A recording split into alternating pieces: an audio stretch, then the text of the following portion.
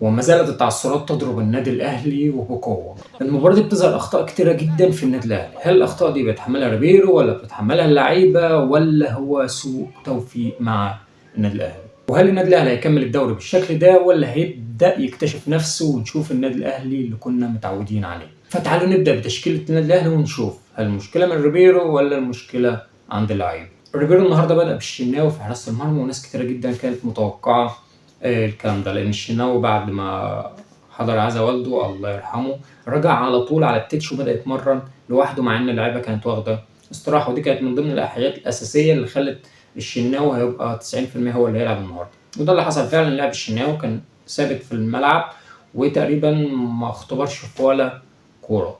خط دفاع النادي الأهلي كريم فؤاد وبيكهام وأشرف داري وعمر كمال عبد الواحد. خط الدفاع ده أنا ما شُفتش منهم غير أشرف داري.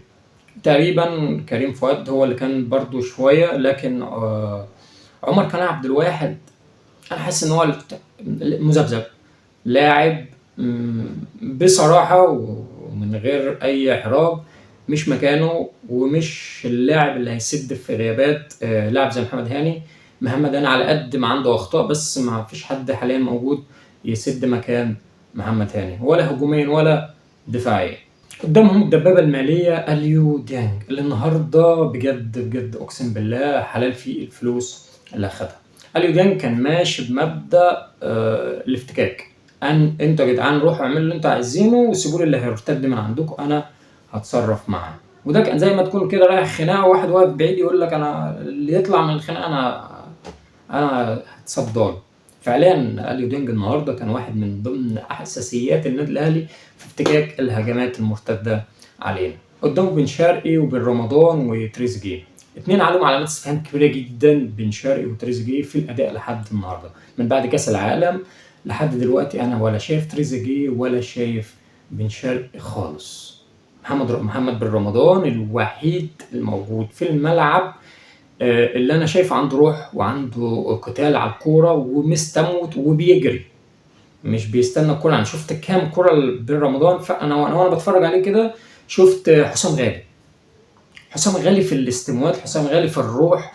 لا لاعب لا حرج عليه ولاعب لا غبار عليه. خلاص انا مش هتكلم عليه كتير، هو خلاص يعني يعتبر احتمال كتير ياخد مان اوف ذا ماتش. بن شرقي تحس ان هو ما عندوش حلول، انا مش شايف له حلول. بن شرقي في كم فرصه كده كان بياخدهم بيجري بالكرة من غير اي تخطيط، ما عندوش انا بجري دخل بين لاعبين بين 3 بين 4 بين 5 مش رافع عينه اصلا يشوف مين فاتح له الكرة عشان يديها له لحد ما تتقطع منه بوم تعمل مرتدة على النادي الاهلي. تريزيجيه بخلاف الكرة اللي شاطها في الشوط الاول ما ظهرش طول المباراة.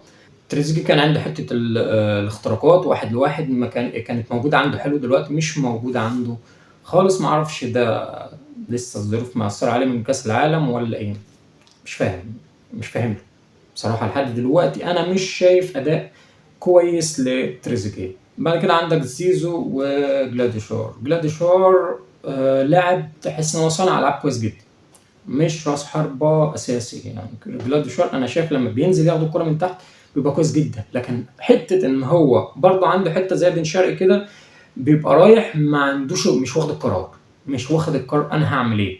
يعني في لاعب بيبقى واخد الكرة مثلا من نص الملعب وبيجري خلاص انا واخد قرارات، انا ببص برفع عيني اشوف الملعب عامل ازاي عشان اخد قرار انا هلعب. لا جلاديشور بيجري وعلى الله حكايته. حتى الكرة اللي راحت لتريزيجيه كان اللاعب المحل التحم معاه راحت لتريزيجيه صدفة فشاطها. زيزو بيأدي، زيزو بيعمل اللي عليه، وانا شايف ان زيزو متحرك جدا في كل حته في الملعب. بصراحه زيزو المنطقه اللي بيلعب فيها بينزل يستلم بيفتك كوره بيهاجم راس حربه بيلعب في كل حته، وما شفتوش من اللعيبه اللي هو مقصره مع نفسها في الملعب او مقصره مع النادي في الملعب. تمام. فده كان التشكيله اللي نزل بيها ريبيرو. طيب انت عندك لعيبه بتلعب ولعيبه مش انا شايف كده مش حاسه خطوره اللي بيحصل. النادي الاهلي هيفضل مكمل كده لحد امتى؟ اللعيبه دي ما عندكش بديل ليها لحد امتى؟ لو الناس شايفه ان اللي بيحصل ده عادي وان ده مجرد تعادل وهيعوض قدامه وبتاع يبقى فيه مصيبه سودة.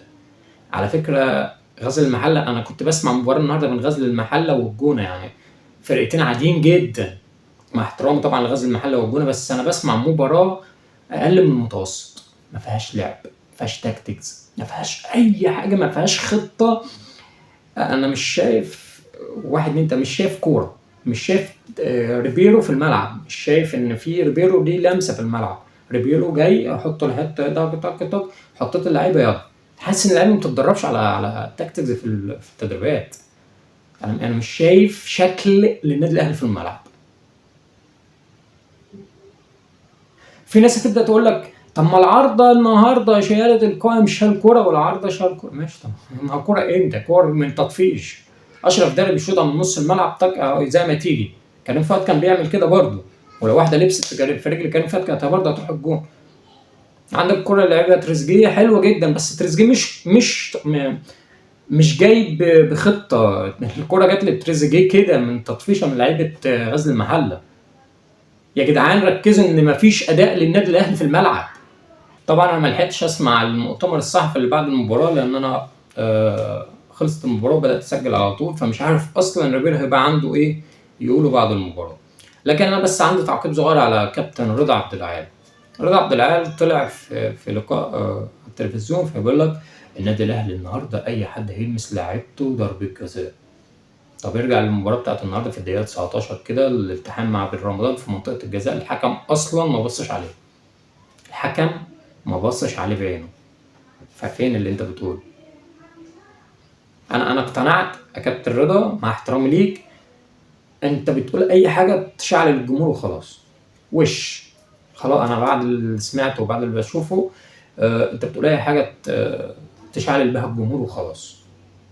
وفي نفس الوقت برضه مسكت بن رمضان هيتألق في الدوري المصري، لكن في المباريات الحافلة والكبرى لن يظهر ومش عارف ايه والكلام ده. طب يا جدعان انت عندك بن رمضان احسن لاعب في النادي الاهلي النهارده. طب انت ما شفتش بن رمضان في كاس العالم صح؟ انت تابعت كاس العالم؟ يعني هل انت شفت كاس العالم؟ شفت بن رمضان احسن لاعب في النادي الاهلي في كاس العالم بن رمضان؟ في انت مالك؟ فيا ريت قبل ما اي حد يطلع كلام ويطلع اشاعات على النادي الاهلي، يا ريت يكون متابع كويس جدا للي بيحصل مع النادي الاهلي. انا مش عارف اتكلم في ايه بجد قسما بالله، يعني مباراه تخنق، تعادل جديد وتعثر جديد للنادي الاهلي بيوديك لحتت مش حلوه، وادائك هو اللي مش حلو. انت ما كنتش في الملعب ظاهرين، لعيبه مش على قد المسؤوليه كلهم بلا استثناء. مفيش غير بن رمضان تقريبا هو اللي كان انا شايفه كويس في الملعب. غزل المحله بجد شابوه جدا جدا للاعيبه غزل المحله، لعيبه رجاله. الناس اللي كانت بتقول لك هو غلس دفاعيا، كان غلس دفاعيا جدا، بس برضه كان بياخد كور كتيره جدا. النادي الاهلي كان ممكن النهارده يسجل ويفوز على النادي الاهلي. في اكتر من كوره راح بيها جريندو على النادي الاهلي. طبعا الشناوي كان موجود بس مش كور خطيره، ما عندوش الفينشر كويس. لكن غزل المحله النهارده كان ممكن جدا يحرج النادي الاهلي اكتر من كده ويكسبه، ان انت ما عندكش الروح اللي تلعب في الملعب. عندك لعيبه، عندك صفقات، عندك فلوس، بس ما عندكش في الملعب اداء. ده اللي شفته. وهارد لك للنادي الاهلي، هارد لك. انا شايف ان النادي الاهلي النهارده خساره، اللي حصل ده خساره مش تعادل، لان انت لا ظاهر بمظهر كويس، مفيش اداء في الملعب، مفيش تاكتكس، مفيش شكل ليك في الملعب. فانت كل يوم بتبدا تخسر حاجات كتيره في الدوري المصري غير النقط. فهل النادي الاهلي هيبدا مكمل وهيكمل الدوري على هذا الشكل، ولا هيبدا يكتشف نفسه ونشوف بقى اللعب الكويس، نشوف المهارات، نشوف الشكل الكويس في الملعب مع النتيجه؟